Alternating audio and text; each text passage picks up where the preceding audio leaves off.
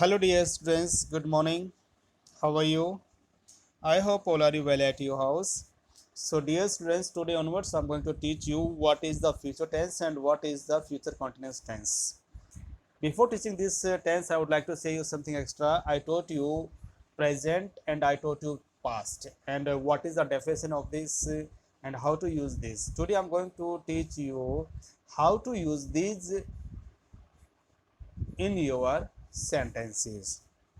So let's start. देखिए क्या कह रहा है कि पास्ट न सॉरी फ्यूचर टेंस होता क्या है। What is the definition of the future. मतलब जो फ्यूचर में काम होने वाला है, कोई भी काम होने वाले को फ्यूचर के अंदर दिखाने वाला है कि भाई कोई काम शुरू नहीं और शुरू होगा, उस काम को बताने के लिए हम क्या यूज करते हैं, फ्यूचर इंडेफिनेट टेंस यूज करते हैं। मतलब फ्यूचर भविष्य में होने वाले कार्य को बताने के लिए जो भी चीज़ किया जाता है उसी को हम फ्यूचर इनडेफिनेट टेंस कहा जाता है। और आपको पता है कि भाई ये जो इनडेफिनेट होता है इसका डिफरेंस क्या है, इसका अर्थ क्या होता है कि जो भी कोई काम हुआ है उस काम के समाप्त होने के या उस काम के पर्टिकुलर टाइम के बारे में हमें पता नहीं होता है, इसलिए हम इसको क्या बोल देते हैं, इनडेफिनेट बोल देते हैं। अब प्रश्न ये आता है कि जो फ्यूचर जो इनडेफिनेट जो होता है इसका टाइम वर्ड क्या होता है। क्या भाई टाइम वर्ड क्या होता है, तो इसमें हम क्या यूज करते हैं, विल और सेल। जहां पर भी ये विल और सेल आपका आ जाता है और जहां पे विल और सेल आपके पास आएगा वहां पे हमेशा वर्ब की फर्स्ट फॉर्म का यूज किया जाएगा। ये आपके हमेशा याद रख लेना। मतलब ये मॉडल के रूप में भी बात कर रहा हूं कि विल और सेल के साथ ना तो आपकी एक्शन प्लस आईएनजी आएगी, ना ही सेकंड फॉर्म्स आएगी, ना ही थर्ड फॉर्म्स आएगी। हमेशा क्या आएगी, यहाँ पे हमेशा एक्शन फर्स्ट फॉर्म का ही यूज करेंगे। और इस बात की आप गांठ बांध लीजिए, make it a point in your mind.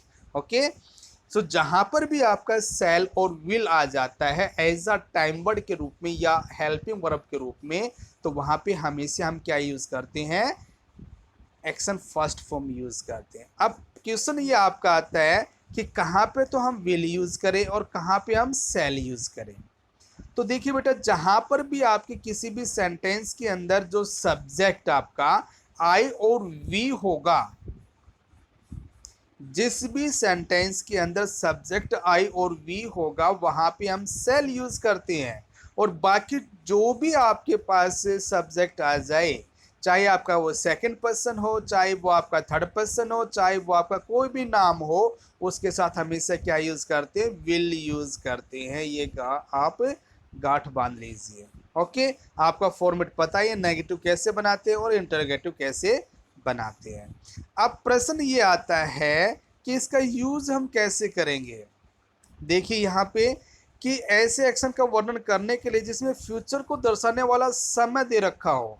और फ्यूचर को दर्शाने वाला समय कौन सा होता है बेटा, टुमारो, नेक्स्ट टाइम, जो भी नेक्स्ट ईयर, नेक्स्ट मंथ, जो भी आपका जो आता है, जो नेक्स्ट आ जाता है और टुमारो आ जाता है, वो हमेशा फ्यूचर शोविंग टाइम वर्ड्स होते हैं। जैसे यहाँ पे देखिए, अब यहाँ पे यदि मान लीजिए कि हमारे पास आ जाती है फिल इन द ब्लैंक्स और यहाँ पे है वर्ब है रेन।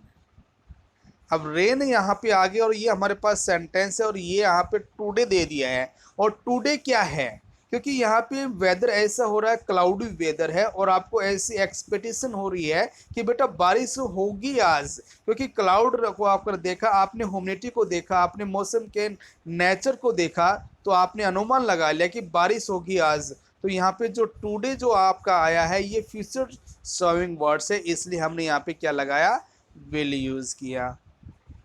समझ में आया। सेकंड में देखिए, the match, we will win the match, we shall win the match, हम मैच जीतेंगे।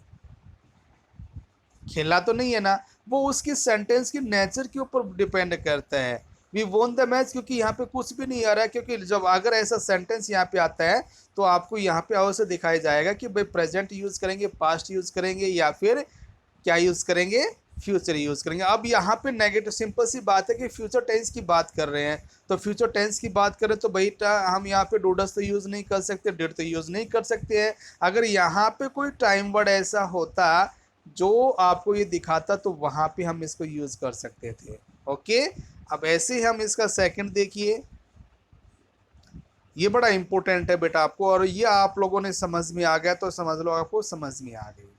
क्या कह रहा है कि ऐसे एक्शन का वर्णन करने के लिए जिसमें इफ, अनलेस और व्हेन आदि से एडवर्ब क्लॉज दे रखी हो, और वो एडवर्ब क्लॉज किस में दे रखी हो बेटा, प्रेजेंट इंडेफिनिट टेंस में दे रखी हो। कोई भी सेंटेंस इफ, अनलेस और व्हेन आदि एडवर्ब क्लास से शुरू हुआ हो और उसकी जो वर्ब है वो प्रेजेंट इंडेफिनिट टेंस में दे रखी हो, तो आने वाला जो आपका फिल इन द बैलेंस होगा वो किस में होगा, फ्यूचर इंडेफिनिट टेंस के अंदर यूज किया जाता है। अब समझने की कोशिश करना है इस चीज को। अब देखिए यहाँ पे कह रहा है कि till you reach the station in time you will not catch the train. अब यहाँ पे आप कैसे समझ पाओगे कि कैसे यूज करना है। अब यहाँ पे आपका फिल इन द बैलेंस है और वर्ब आपकी कैच है। अब आपको क्या देखना है कि भाई हम इसमें विल और सेल कैसे यूज करें। अब देखिए मैंने क्या कहा था कि कोई भी सेंटेंस आपका विल से, टिल से शुरू होगा, टिल से एडवर्ब हो गया। अब जो वर्ब है यहाँ पे हमारे पास क्या दे रखी है, रिच दे रखी है, और जहां पर भी एक्शन वन आ जाती है वो हमेशा प्रेजेंट इंडेफिनिट टेंस होता है। तो हमने ये चीज़ देखा, और ये जब ये चीज़ हमारे पास मिल जाती है, फार्मूला हमें मिल गया, फार्मूले मिलते ही हम यहाँ पे क्या कर देंगे, विल नॉट, क्योंकि टिल हमेशा नेगेटिव सेंस को यूज़ करता है। जब तक आप टाइम पे नहीं पहुंचोगे तो आप क्या ट्रेन को नहीं पकड़ पाओगे। Got it everyone. नेक्स्ट देखने की कोशिश करिए। If he works hard he will pass. If है, शुरू हो गया, वर्क्स है, A1 V1 है, और V1 है तो हमारे पास प्रेजेंट इंडेफिनेट है, और जब प्रेजेंट हमारे पास फर्स्ट फॉर्मूला हमारे यहाँ पे मिल गया है तो यहाँ पे क्या कर देंगे, विल पास कर देंगे। इसी तरह से unless you mend your success, यहाँ पे मेंड आ गया, अनलेस से आपके एडवर्ब स्टार्ट हो गए तो इसके साथ हमने यूज कर दिया। Got it everyone. अब नेक्स्ट जो हमारे पास आता है फ्यूचर कॉन्टिन्यूस टेंस। अब फ्यूचर कॉन्टिन्यूस टेंस में क्या होता है कि भविष्य में कोई भी काम किस समय जारी रहेगा, मतलब भविष्य में किसी काम किस समय तक जारी रहेगा उसको बताने के लिए इसका यूज किया जाता है। और इसमें बी लगा के, वर्ब की फर्स्ट फॉर्म लगा के आईएनजी लगा देते हैं। क्या क्या, इसमें बी लगेगा, और जो वर्ब की जो फॉर्म आएगी फर्स्ट उसमें हम आईएनजी यूज कर देते हैं, अर्थात इसमें B5 हम यूज कर देते हैं। और B5 आप जानते हो क्या होता है, सॉरी B4 वो होता है V4 जिसमें वर्ब की फर्स्ट फॉर्म के साथ आईएनजी लगता है। ऐसे ही इसमें ये दिया जाता है। तो अभी ये कह रहा है कि इसका यूज कैसे करें। अब ऐसे एक्शन का वर्णन करेंगे जिसमें मैं टुमारो दे रखा हूँ, नेक्स्ट संडे दे रखा हूँ, नेक्स्ट वीक दे रखा हूँ, एट दिस टाइम दे रखा हूँ, तो उसके साथ हम क्या यूज करेंगे बेटा, क्या यूज कर देंगे, फ्यूचर कॉन्टिन्यूस टेंस यूज कर देंगे। जैसे देखिए के साथ एट दिस टाइम, ये देखो अब यहाँ पे आपको क्या चीज़ देखनी है बेटा। आप कहोगे कि सर ये तो आप लोगों ने फ्यूचर इंडेफिनिट टेंस में भी बताया था कि सर यहाँ पे ये आता है तो आप ये यूज़ कर दो, लेकिन इसके साथ इन्होंने एक चीज़ को और ऐड कर दिया, और वो ऐड क्या कर दिया, एट दिस टाइम। अगर ये एट दिस टाइम के साथ फ्यूचर शोइंग टाइम वर्ड आ जाता है तो फ्यूचर कॉन्टिन्यूस टेंस यूज करेंगे। जैसे the cook will be cooking food at this time tomorrow. At this time के बाद क्या है भाई, हमारे पास टुमारो आ गया तो विल बी कुकिंग यहाँ पे आ गया। अब देखिए I shall be enhancing at this tomorrow next week, तो ये यहाँ पे इसको यूज कर लेते हैं। समझ में आ गया बेटा।